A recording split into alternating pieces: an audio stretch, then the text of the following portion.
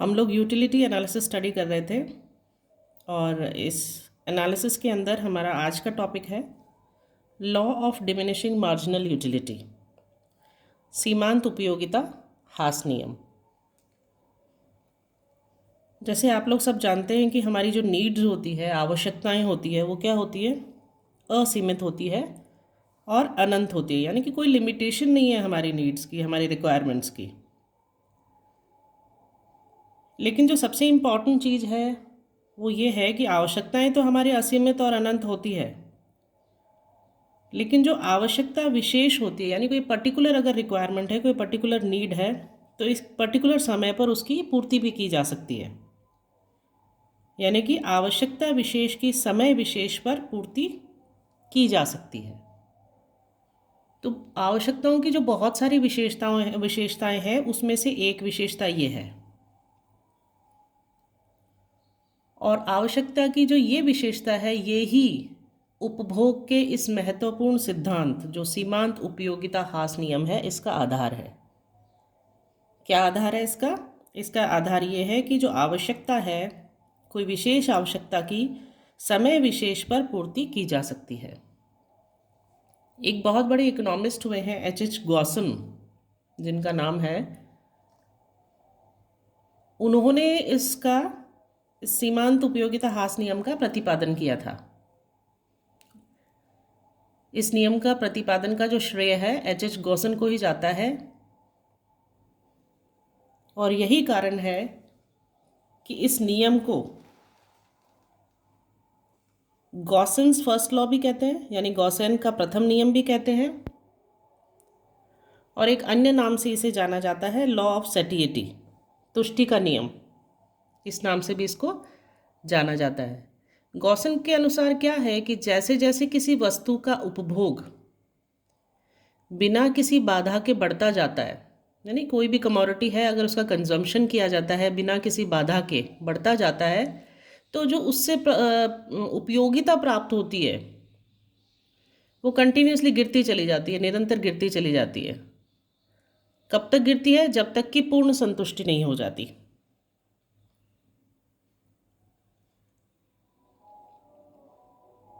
यह नियम उपभोग के क्षेत्र में प्रत्येक व्यक्ति के दैनिक जीवन पे लागू होता है। हर आदमी के जो डेली जीवन है उसके ऊपर यह नियम लागू होता है। तो समझते हैं इसका अर्थ क्या है law of diminishing marginal utility.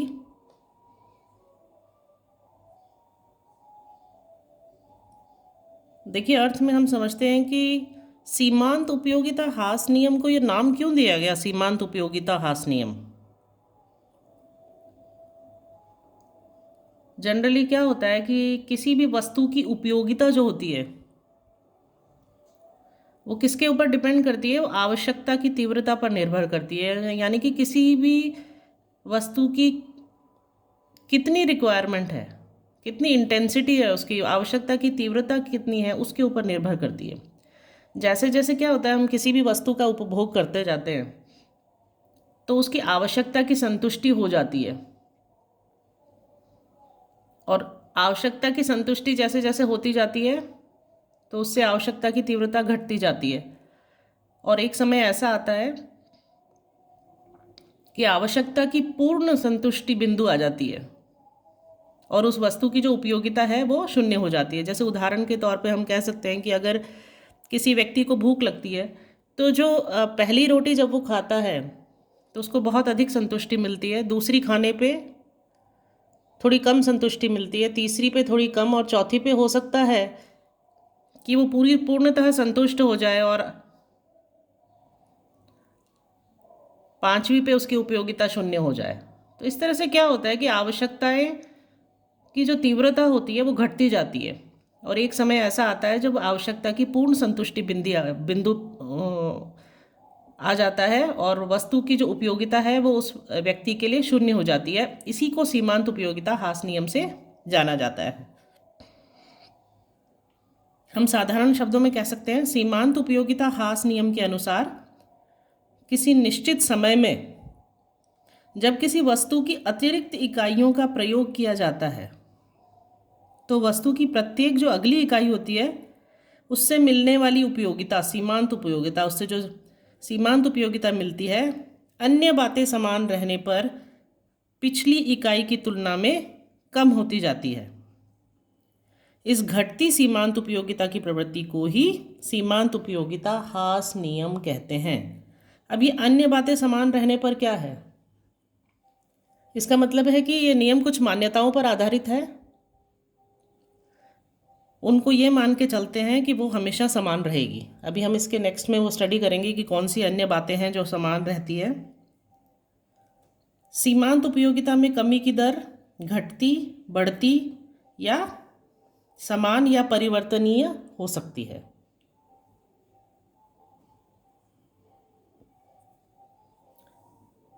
Professor martial नाम के जो अर्थशास्त्री है,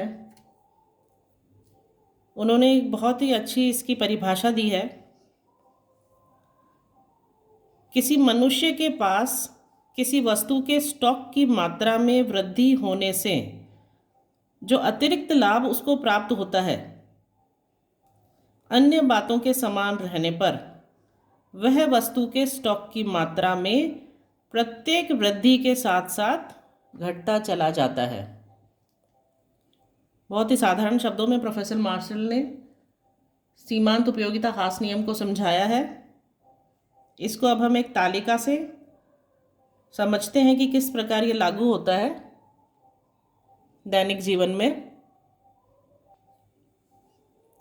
सीमांत उपयोगिता हास नियम को हम एक तालिका से समझ सकते हैं। मान लीजिए कि कोई व्यक्ति है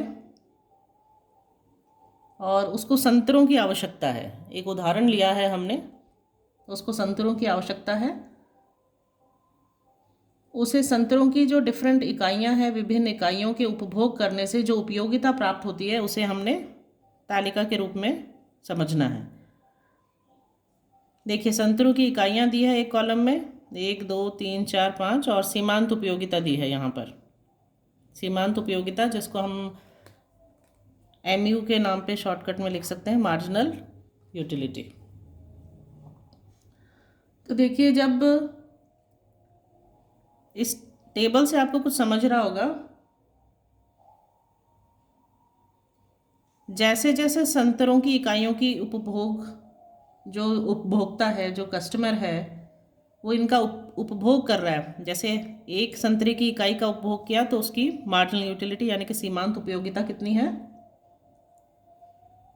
6 इकाई के बराबर उसकी उपयोगिता है, उतनी उसको उपयोगिता प्राप्त होती है। जब वो दूसरे संतरे का उपभोग करता है तो उसको 4 इकाई के बराबर सीमांत उपयोगिता प्राप्त होती है। तीसरी इकाई पर 2 के बराबर, और चौथी इकाई पर 0 के बराबर, और 5 संतरे की इकाइयाँ जब वो उपभोग करता है तो उसकी सीमांत उपयोगिता क्या हो जाती है? ऋणात्मक हो जाती है, नेगेटिव हो जाती है। इस टेबल से आपको क्या समझ आ रहा है? इस टेबल से समझ आ रहा है कि जैसे जैसे संतरों की इकाइयों का उपभोग बढ़ रहा है तो मार्जिनल यूटिलिटी जो है, सीमांत उपयोगिता, कम होती जा रही है। और एक स्टेज आता है जब उसके लिए उसकी उपयोगिता 0 हो जाती है, और अगर वो फिर से अधिक उपभोग करता है संतरे की इकाई का तो उसकी सीमांत उपयोगिता क्या हो जाती है? नेगेटिव हो जाती है, माइनस में चली जाती है।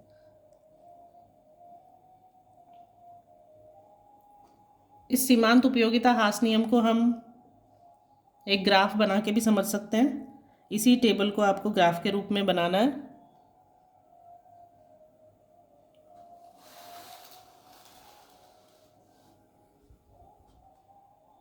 देखिए, ये जो x एक्सेस है 0x, इसके ऊपर हमने संतरों की संख्या दिखाई है।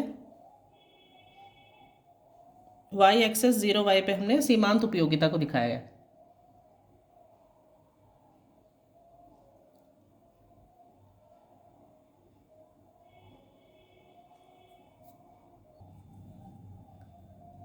संतरों की विभिन्न इकाइयों से जो प्राप्त उपयोगिता है उनको बिंदुओं के माध्यम से दिखाया गया है। जैसे देखिए, संतरों की इकाई जब 1 थी तो सीमांत उपयोगिता टेबल के अनुसार आप देखिए कितनी थी? 6 थी। इसको हमने ग्राफ में शो किया है। देखिए जब संतरों की संख्या 1 है तो उसको उपयोगिता कितनी मिली है, 6 के बराबर, 6 के बराबर। इसी तरह हमने आगे देख लिया जब उपयोग संतरों की संख्या 2 है तो उपयोगिता कितनी है, 4। ऐसे करके हम पॉइंट्स में उसकी उपयोगिता का निर्धारण कर लेंगे और एक पॉइंट्स को जोड़ते हुए एक लाइन खींच देंगे। ये जो एपी कर्व बन गया है आपका, ये सीमांत उपयोगिता वक्र है, मार्जिनल यूटिलिटी कर्व बन जाएगा आपका।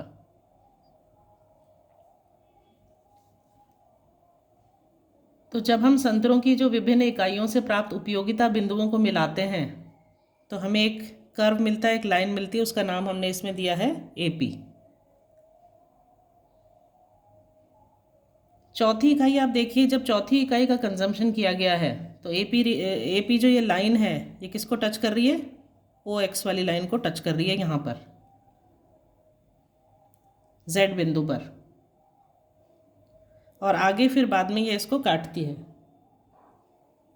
इसका अर्थ क्या है, इसका अर्थ ये है कि जो चौथी इकाई है इससे 0 मार्जिनल यूटिलिटी प्राप्त होती है, 0 उपयोगिता प्राप्त होती है, सीमांत उपयोगिता प्राप्त होती है। और आगे जो एपी रेखा है, ये एपी लाइन है, ये क्या हो जाती है, नेगेटिव हो जाती है। इसका मतलब जो ओ एक्स एक्सिस है उसके नीचे विपरीत दिशा में चली जाती है ये। इसका मतलब क्या है, ये क्या इंडिकेट कर रहा है, ये इंडिकेट ये कर रहा है कि चौथी इकाई के आगे और अगर कंजम्पशन किया जाता है तो जो ये मार्जिनल यूटिलिटी है वो नेगेटिव हो जाती है।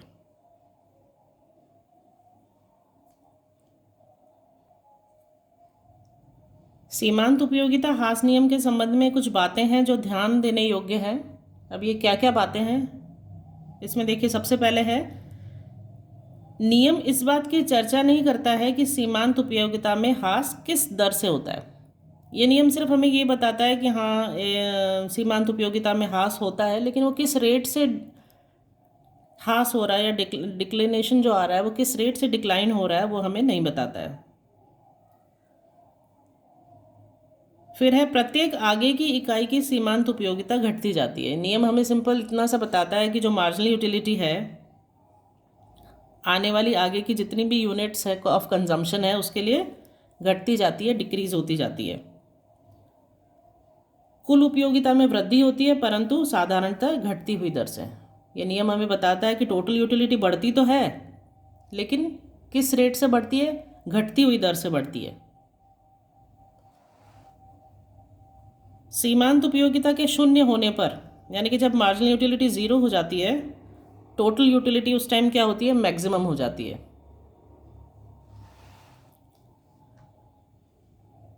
सीमांत उपयोगिता के 0 होने के बाद जो आगे की इकाइयां हैं उसकी मार्जिनल यूटिलिटी क्या होती है, नेगेटिव हो जाती है। अभी हमने स्टडी किया था, टेबल के फॉर्म में भी देखा और कर्व बनाया उसमें भी हमने देखा कि 0 के बाद क्या होता है, मार्जिनल यूटिलिटी नेगेटिव होना शुरू हो जाती है।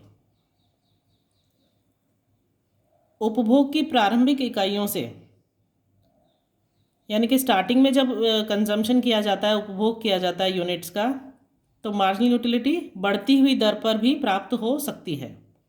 यानी कि मार्जिनल यूटिलिटी बढ़ती हुई रेट पे भी प्राप्त हो सकती है, लेकिन ये जो स्थिति होती है बहुत ही थोड़े समय तक रहती है। और लास्ट जो इम्पोर्टेंट पॉइंट है जिसका जो इस नियम में ध्यान देने योग्य बात है वो है कि कुछ वस्तुओं की मार्जिनल यूटिलिटी धीरे धीरे कम होती है तो कुछ वस्तुओं की तेज़ी के साथ कम होती है। तो ये नियम की कुछ बातें हैं जो ध्यान देने योग्य है। 7 पॉइंट्स मैंने आपको बताया, ये सातों पॉइंट जब आप नियम को एक्सप्लेन करेंगे तो उसमें ये सातों पॉइंट आपको मेंशन करने हैं। सीमांत उपयोगिता हास नियम के लागू होने के कुछ कारण हैं। अब ये कौन कौन से कारण हैं जिनके कारण ये नियम लागू होता है। सबसे पहले देखिए, आवश्यकता की तीव्रता में कमी होना। दूसरा है आवश्यकता की संतुष्टि। और तीसरा जो इम्पोर्टेंट कारण है वह है वस्तुओं का पूर्ण स्थानापन्न ना होना। स्थानापन्न यानी सब्स्टिट्यूट ना होना। इन तीनों पॉइंट्स को एक एक करके मैं एक्सप्लेन करती हूँ। सबसे पहला पॉइंट है आवश्यकता की तीव्रता में कमी होना, यानी कि decline in the intensity of want. उपयोगिता जो होती है वो आवश्यकता की तीव्रता पर निर्भर करती है, यानी कि आपको कितनी इंटेंसिटी कितनी है किसी चीज़ की। इसके कारण क्या होता है कि जैसे जैसे वस्तु की इकाइयाँ बढ़ती जाती है, अभी हमने संतरे का एग्जाम्पल लिया था, तो जैसे जैसे वस्तु की इकाइयाँ बढ़ती जाती है आवश्यकता की तीव्रता भी क्या होती जाती है, कम होती जाती है। और इसलिए जो प्रत्येक अगली इकाई होती है उससे प्राप्त जो संतुष्टि होती है वो भी कम होती जाती है। तो जो पहला कारण है नियम के लागू होने का वो है आवश्यकता की तीव्रता में कमी होना। जैसे जैसे इकाइयों का उपभोग बढ़ता जाता है आवश्यकता की जो तीव्रता है वो कम होती जाती है। सेकंड पॉइंट है आवश्यकता की संतुष्टि। अब कोई भी वस्तु है उसकी आवश्यकता कितनी तीव्र होगी, कितनी भी तीव्र हो उसकी जो संतुष्टि है वो की जा सकती है। अब यही कारण है कि जो हमारे स्टॉक में उस वस्तु की जो प्रत्येक इकाई की वृद्धि है उसके साथ साथ जो हमारा महत्व होता है वो भी क्या होता है, कम होता जाता है। इसलिए जो प्रत्येक आगे की इकाई की सीमांत उपयोगिता होती है वो क्या होती जाती है, घटती जाती है। अभी हमने टेबल में ये स्टडी किया था। और लास्ट में क्या होता है कि पूर्ण संतुष्टि प्राप्त हो जाती है। इसी वजह से जो गॉसन है, एच गॉसन है अर्थशास्त्री, उन्होंने इस नियम का नाम रखा है संतुष्टि का नियम, लॉ ऑफ सैटिएटी। और जो तीसरा कारण है सीमांत उपयोगिता हास नियम के लागू होने का वो है वस्तुओं का पूर्ण स्थानापन्न न होना। देखिए जो प्रोडक्ट्स होते हैं वो एक दूसरे के सब्स्टिट्यूट नहीं होते हैं, टोटली सब्स्टिट्यूट नहीं कर सकते हैं।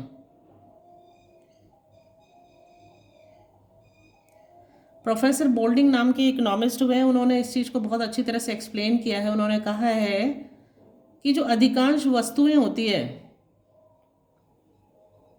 यानी कि जो मैक्सिमम जो प्रोडक्ट्स होते हैं उनके फुल्ली उनका जो सब्स्टिट्यूट होता है वो अवेलेबल नहीं होता है।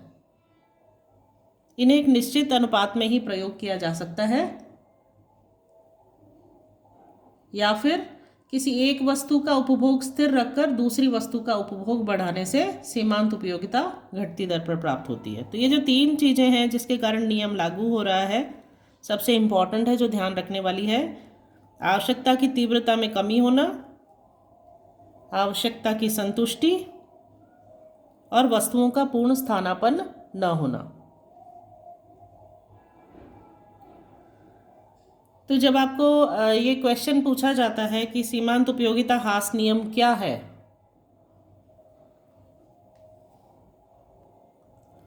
तो आपको सबसे पहले ये बताना है कि सीमांत उपयोगिता हास नियम क्या है, कहाँ से इसका इजाद हुआ, कौन से अर्थशास्त्री है जिन्होंने इस नियम का प्रतिपादन किया। फिर आपको अर्थ बताना है कि सीमांत उपयोगिता हास नियम क्या है, मैंने आपको पूरा डिटेल में बताया। आपको इसमें एक डेफिनेशन देनी है मार्शल की, बहुत इम्पॉर्टेंट डेफिनेशन है। एक परिभाषा देने के बाद आपको एक टेबल फॉर्म में ये एक्सप्लेन करना है कि किस प्रकार मार्जिनल यूटिलिटी घटती हुई दर से बढ़ रही है, ज़ीरो होती है, फिर नेगेटिव होती है। फिर एक कर्व बना के उसको एक्सप्लेन करना है। जिस तरीके से मैंने आपको इसका पूरा एक्सप्लेनेशन दिया है वो आपको एक्सप्लेनेशन लिखना भी है। फिर आपको बताना है कि इस नियम के संबंध में कौन सी बातें हैं जिनको जो ध्यान देने योग्य है। ये सारी बातें आपको बतानी है।